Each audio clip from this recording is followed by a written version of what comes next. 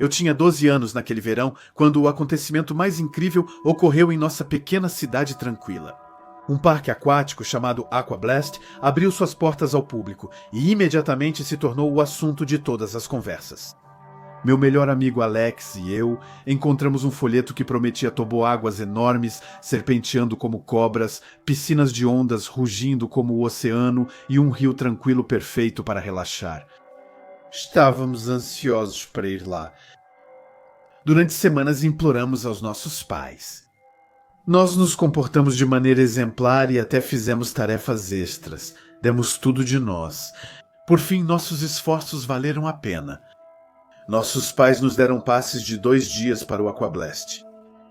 No grande dia, o tempo estava perfeito. Sol brilhando, céu azul e o ar vibrando de excitação.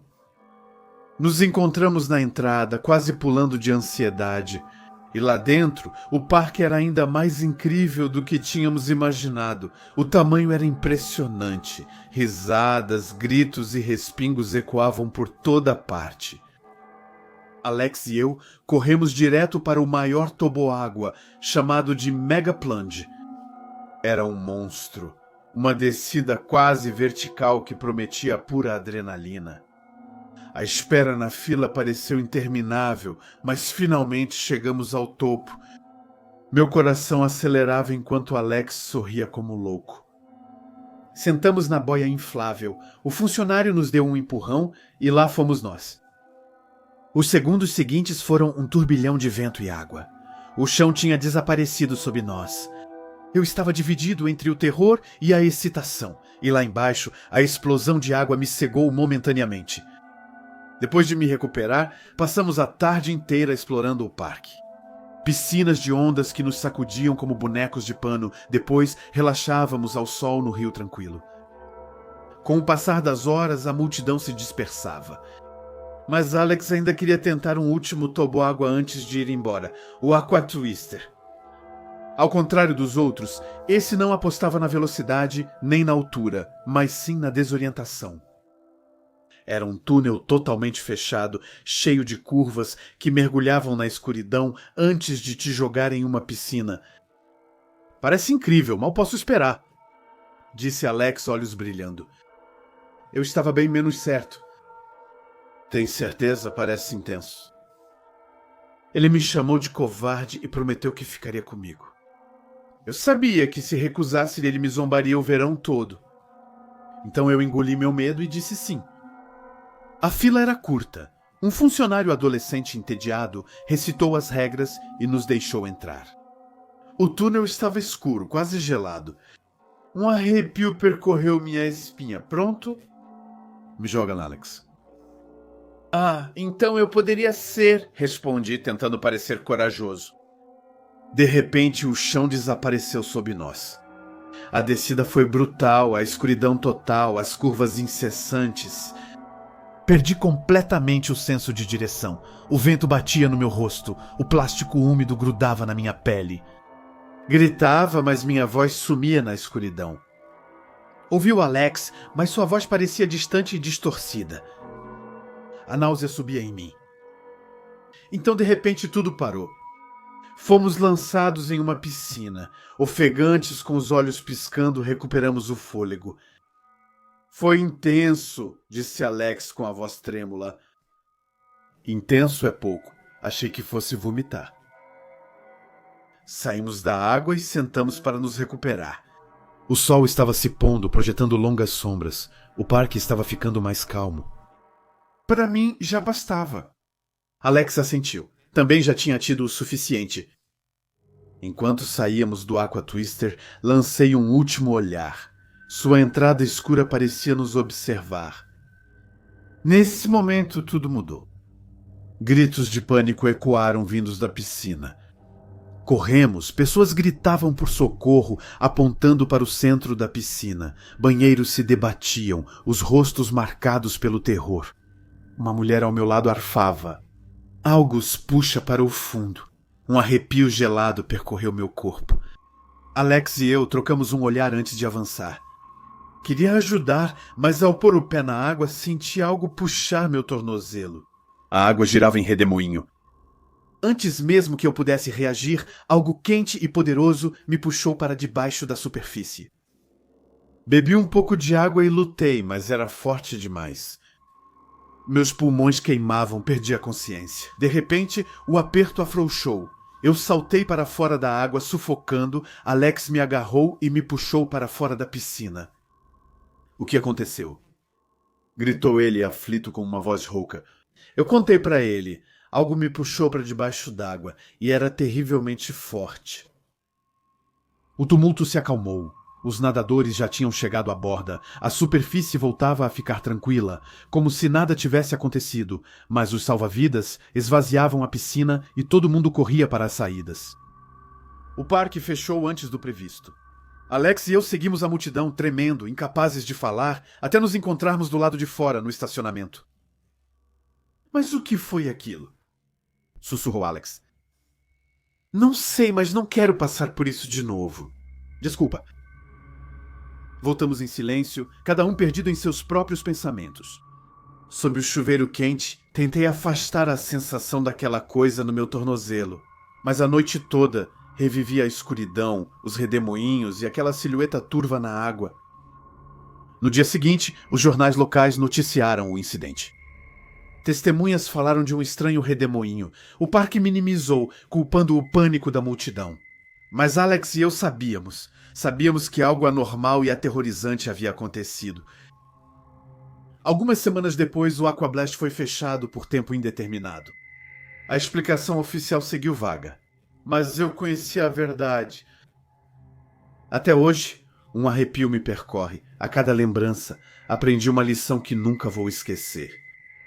Às vezes, as coisas que parecem mais divertidas também são as mais perigosas.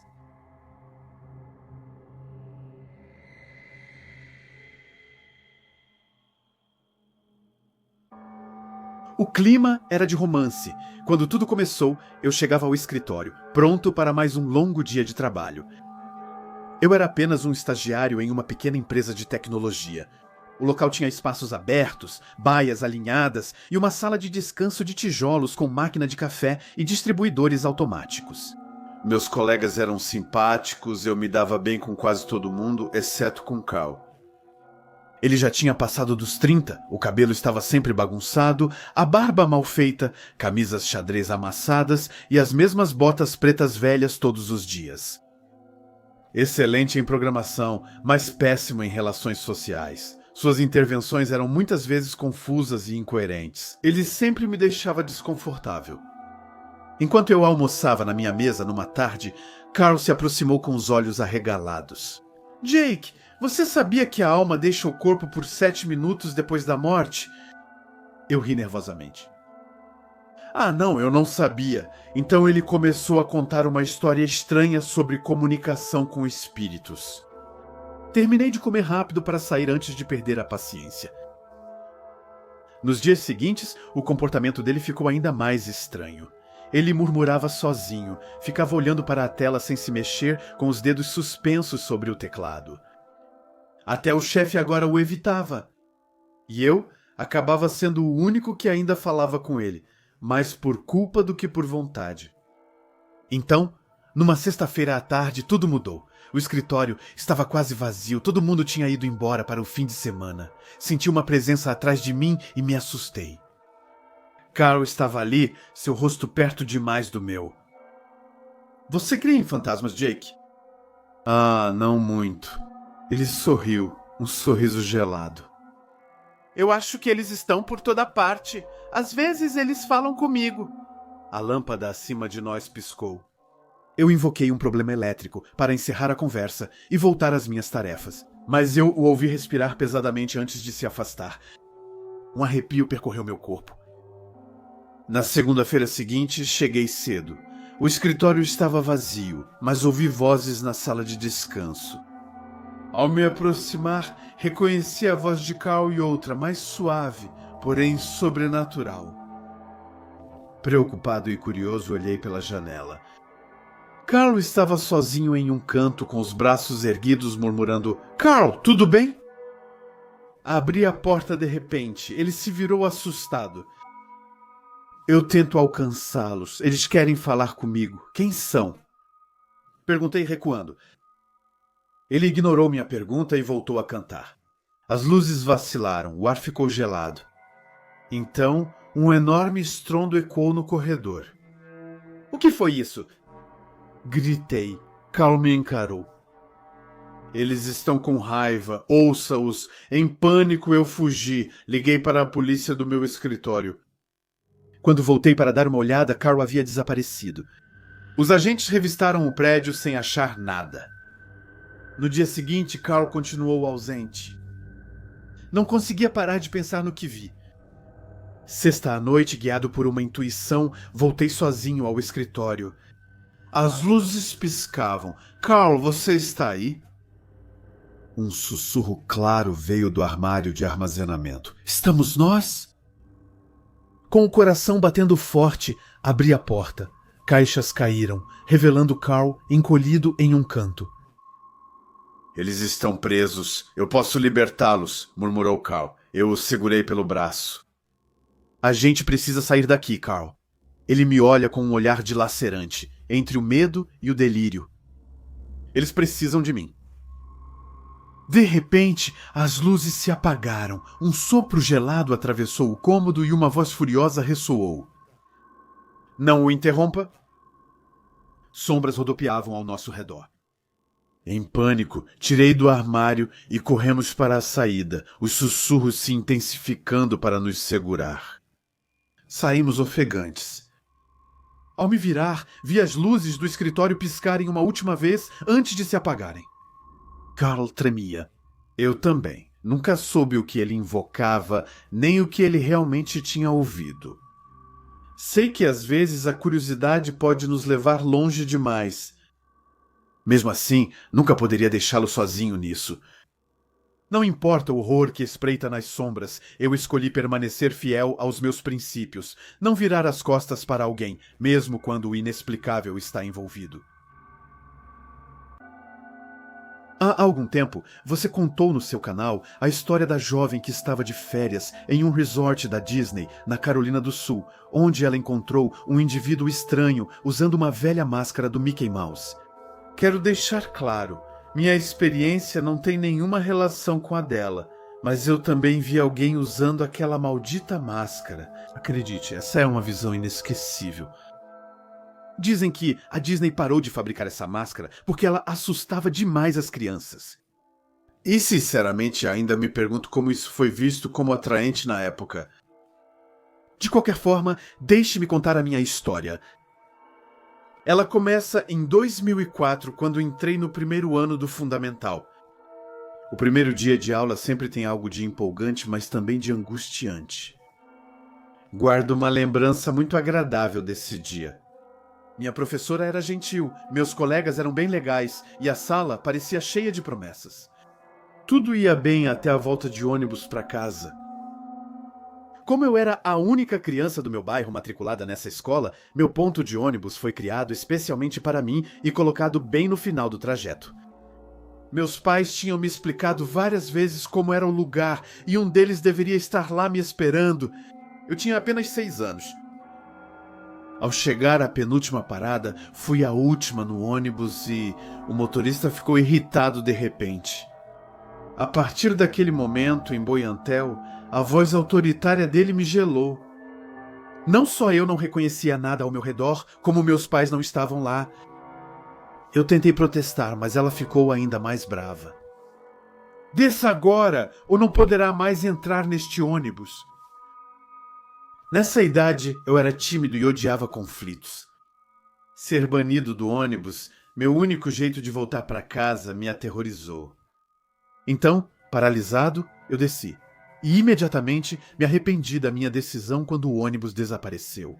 À distância, o bairro parecia calmo, mas tudo era estranho para mim. Eu estava perdido, sozinho e prestes a chorar. E foi aí que eu o vi. Em um beco entre duas casas, estava uma silhueta vestida de maneira sombria, com um casaco grande demais. No rosto, uma velha máscara preta e branca do Mickey Mouse, os olhos vazios da máscara fixos em mim. Comecei a soluçar paralisado Então, como um milagre, 2 garotos gêmeos do meu ônibus apareceram.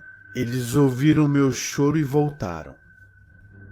Num instante, virei a cabeça para o beco. O homem mascarado havia desaparecido. O que você está olhando? Pergunte a um deles. Havia um homem com uma máscara de rato. Balbuciando, não há ninguém. Você deve ter achado que viu alguma coisa, respondeu ele. Eles me tranquilizaram e montaram um plano. Um ficaria comigo, o outro correria para buscar o pai deles. Alguns minutos depois, um carro bege parou perto de nós. O pai dirigia e o outro gêmeo me chamou para o banco de trás. Eu titei. Meus pais sempre me falaram sobre o perigo de estranhos e eu ainda estava abalado. Mas ficar sozinho, perdido, me aterrorizava ainda mais. Tremendo, entrei no carro e disse meu endereço. Para minha surpresa, estávamos a poucos quarteirões de casa. Quando meu avô abriu os braços para mim, em frente à casa, finalmente pude liberar todo o meu medo. Meus pais ficaram furiosos com o motorista e com a escola, que acabou demitindo a condutora. Quanto à minha história do Mickey mascarado, ela foi descartada como uma alucinação de uma criança assustada. Olhando para trás, às vezes eu penso que talvez tenha sido minha imaginação, mas no fundo eu tenho certeza de que vi alguém naquele dia. Um ladrão, um invasor, tanto faz. Para a menina assustada que fui, aquele homem de máscara imóvel parecia o próprio diabo em pessoa.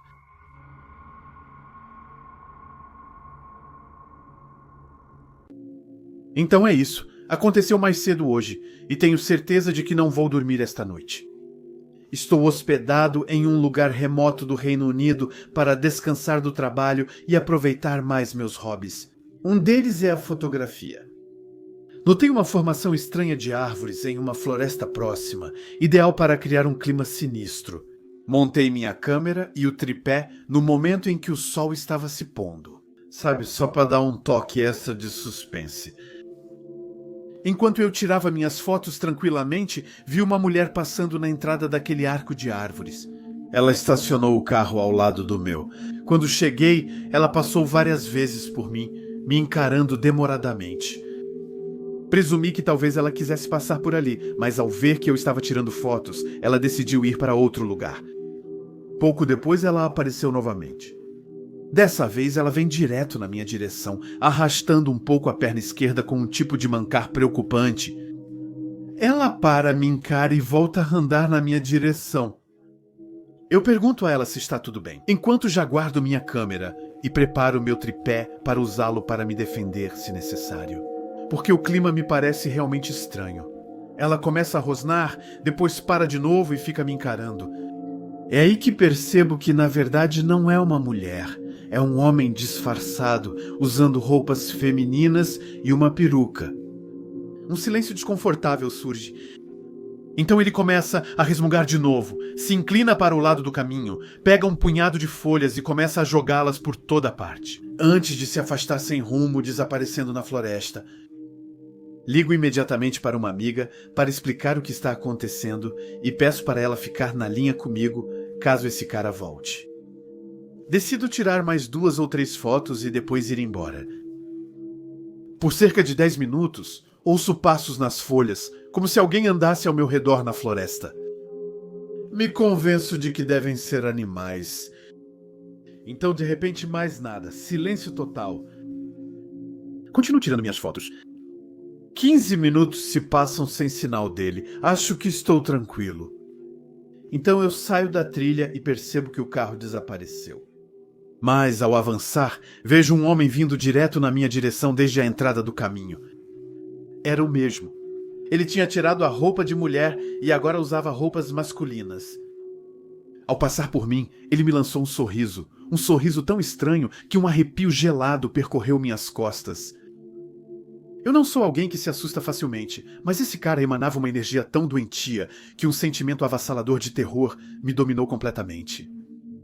Ainda ao telefone, seguro firmemente meu tripé no ombro, pronto para usá-lo se necessário. Acelero o passo para chegar ao meu carro e então vejo ele saindo novamente do caminho que eu tinha acabado de deixar. Ele para, olha ao redor e então começa a andar em direção ao meu carro com uma intenção clara. Essa parte eu filmei. Gravei alguns segundos de vídeo. Então eu arranquei rapidamente, passando pelo carro dele estacionado um pouco mais adiante na estrada, como se tivesse sido movido para me esperar. Eu só pensei, mas o que acabou de acontecer? Caramba! Mancando, jogando folhas e rondando a floresta. Espero de todo o coração nunca mais cruzar com esse cara. Olá a todos, sou um ouvinte de longa data e é a primeira vez que envio uma história. Tenho uma que acho que vai interessar vocês. Refere-se à minha experiência trabalhando no turno da noite em um posto 24 horas. Sinceramente, estou surpreso que não haja mais relatos de pessoas que trabalharam nesse horário. Todos os meus colegas, ou até desconhecidos com quem troquei histórias, já viram ou viveram coisas estranhas, às vezes realmente inacreditáveis. Então, um salve para todos os veteranos do turno da noite na mercearia. Eu gostaria de ouvir as experiências de vocês também. Recém-formado, sem emprego fixo. As vagas eram raras, e quando vi o cartaz "Estamos contratando" na vitrine de uma estação local, não hesitei nem por um segundo. Eu nem sequer perguntei o salário. Na época, o salário mínimo girava em torno de $7,25 por hora, mas isso não me importava. Eu precisava de dinheiro ou perderia meu apartamento e tudo o que tinha. Estava tão sem dinheiro que dirigia sem seguro. Enfim, fui contratado praticamente na hora e comecei no fim de semana seguinte. O trabalho era simples: limpar, repor prateleiras e atender no caixa. Você entende o tipo de coisa? Às vezes era de um tédio mortal. Então eu saía, esvaziava as lixeiras, trocava os sacos, varria o estacionamento. Tudo era monitorado por câmeras, então eu fazia o que precisava para passar o tempo.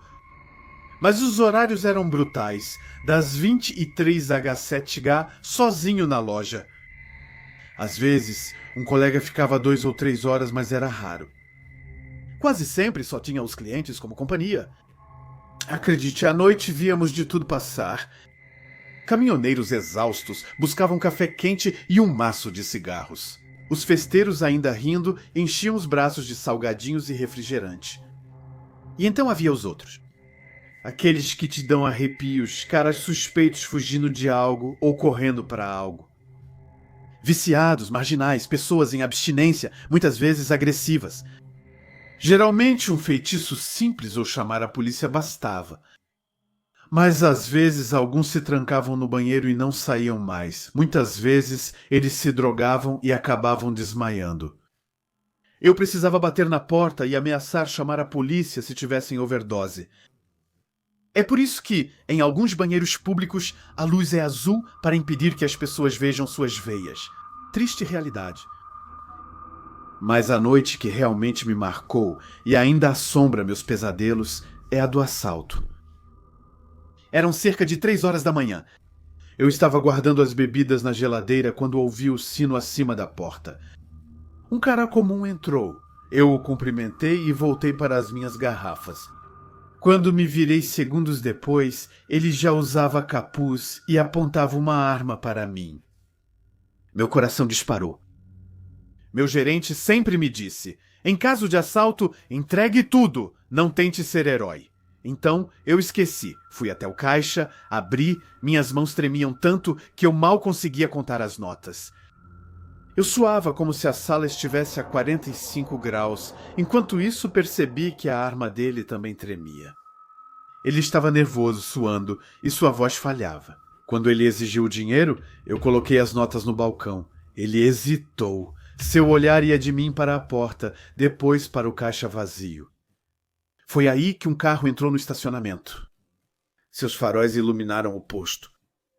Tomado pelo pânico, o assaltante guardou a arma e fugiu sem levar o dinheiro. Aproveitei para apertar o botão de alarme atrás do balcão. Dessa vez pude constatar o tempo real de intervenção, cerca de 6 minutos. Tarde demais, os policiais chegaram, mas o cara já estava longe. Fiquei paralisado, incapaz de me mover, revivendo a cena repetidamente na minha cabeça. Meu chefe chegou pouco depois, me fez sentar no escritório para me acalmar, pediu desculpas e também disse: "Isso faz parte do trabalho noturno." Para mim, aquela foi a última noite.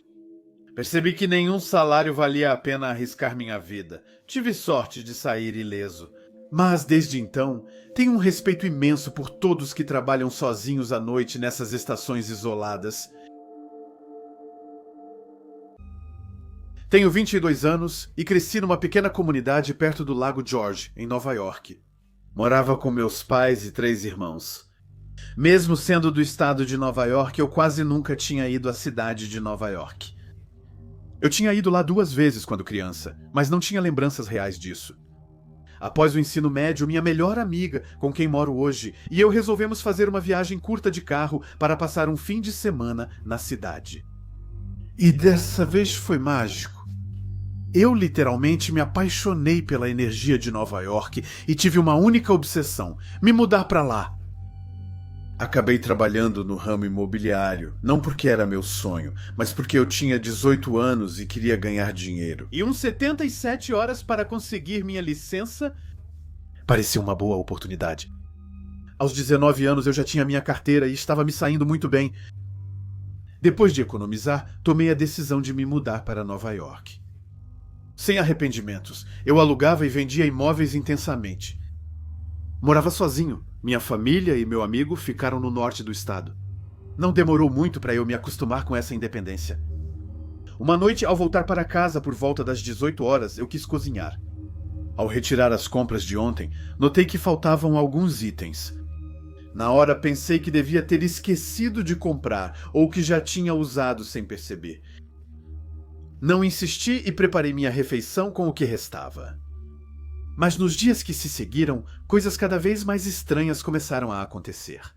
Garrafas de água desapareciam, meus produtos de higiene acabavam rápido demais e continuava faltando comida. E então havia esses barulhos, arranhões e batidas vindos das paredes à noite, às vezes até portas que se abriam e fechavam sozinhas. Eu pensava que fossem ratos ou camundongos, mas a situação só piorava. Comecei a pensar que deveria instalar câmeras, mas uma parte de mim não queria saber a verdade. Numa noite por volta das 5 da manhã, ouvi de novo um barulho enorme. Desta vez não hesitei e chamei a polícia. 2 policiais chegaram rápido e revistaram o apartamento. No quarto de hóspedes, eles acharam uma escotilha, levando a um pequeno depósito atrás do armário. Ao mover a tábua que bloqueava a entrada e iluminar o interior com uma lanterna, um deles tirou algo de lá. Um homem, um sujeito magro, com cerca de 50 anos, completamente acabado, que vivia ali há vários dias. No esconderijo, os policiais encontraram provas que confirmavam o horror. Drogas, embalagens de comida, várias armas, incluindo uma pistola semiautomática, facas, inclusive facas da minha própria cozinha e parte dos meus pertences pessoais. Eles me disseram que, a olho nu, provavelmente estavam ocupando o local há quase uma semana. Com aquele arsenal, se eu não tivesse ligado de manhã, talvez estivesse morto hoje. Me mudei imediatamente e jurei para mim mesmo que nunca mais viveria sozinho. Pelo menos não com um convidado escondido nas minhas paredes. Eu moro no Reino Unido e há alguns anos vendi tudo. Me aposentei antecipadamente, comprei um barco e embarquei em uma grande aventura. Explorar as vias navegáveis do interior do país. Optei por não ficar em marina fixa, sem contrato de atracação permanente. O objetivo era a liberdade. Lançar as amarras onde eu quiser, descobrir novos lugares e partir quando eu não gostar do lugar ou dos vizinhos. Esse estilo de vida se chama Constant Cruising. Podemos navegar sem amarração oficial, desde que a gente realmente se mova. E a maioria das paradas é gratuita, por 14 dias antes de precisar mudar de lugar. Com um barco equipado, é uma forma incrível de viver, cheia de charme e aventura. Eu conheci áreas muito urbanas e animadas, como Liverpool, por exemplo, mas também lugares completamente isolados, calmos, silenciosos, quase fora do mundo. É isso que eu gosto. escolher meu ambiente de acordo com meu humor e, quando algo não me agrada, partir no dia seguinte. Obviamente, esse estilo de vida também atrai todo tipo de gente. Muitos são apaixonados como eu, mas também há pessoas vivendo em barcos improvisados, sem licença, porque não têm condições de fazer diferente. E às vezes com problemas que fazem a gente querer manter distância. Como sou uma mulher sozinha, com apenas meu cachorro, um Cocker Spaniel e meus 2 gatos como tripulação, eu tomo cuidado. Leio os fóruns, anoto as áreas a evitar, escuto os conselhos. No geral, tudo corre muito bem. Mas às vezes não temos muita escolha por causa das enchentes, das eclusas quebradas ou dos canais secos no verão, e temos que ficar mais tempo do que o previsto em um lugar. No último inverno, fiquei preso em um trecho de 400 metros de canal com as 2 extremidades bloqueadas pelas enchentes. Já faz 2 meses que não posso me mover. Escolhi atracar bem na ponta, ao lado de uma antiga área industrial desativada. Atrás da cerca metálica torta, restavam apenas ruínas, pilhas de tijolos, estradas desmoronadas e terrenos baldios com espinheiros. Um lugar sombrio, mas perfeito para passear com meu cachorro e isolado o suficiente para que meus gatos possam correr sem perigo. Eles adoram caçar ratos lá. Toda noite, isso virou um ritual. Pegar a lanterna de cabeça, o cachorro e ir buscar meus gatos, que nunca voltavam sozinhos. Eu gritava o nome deles e eles sempre acabavam correndo atrás de mim como cachorros bem treinados. Por 7 semanas, tudo esteve normal. Depois vieram 7 noites. Estava muito frio. Devia ser perto das 11 da noite. Eu estava chamando meus gatos quando ouvi um barulho estranho. Não eram passos nem folhas secas, não, eram batidas. Como tijolos batendo uns nos outros. 3 batidas espaçadas, regulares, tac. Minha primeira ideia foi que alguém estava ferido e tentava chamar minha atenção.